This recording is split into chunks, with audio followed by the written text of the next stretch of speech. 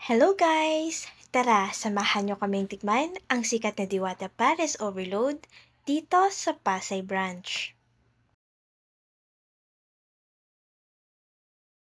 Grabe, pagpasok pa lang namin ay sobrang dami nang nakapila.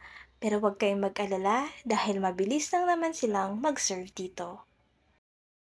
Habang nakapila nga kami ay prepare na yung mga kalulutong lechon kawali at mga chicharong bulaklak.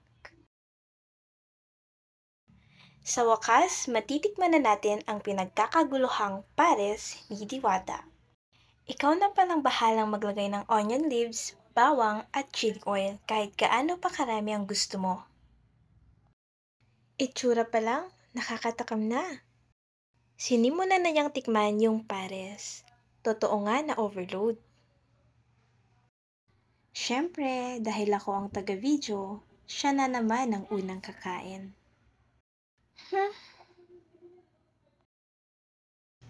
Napapalunok na lang talaga ako habang pinapanood ko siya.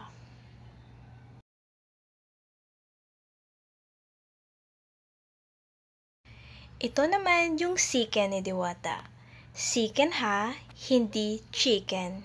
Chicken.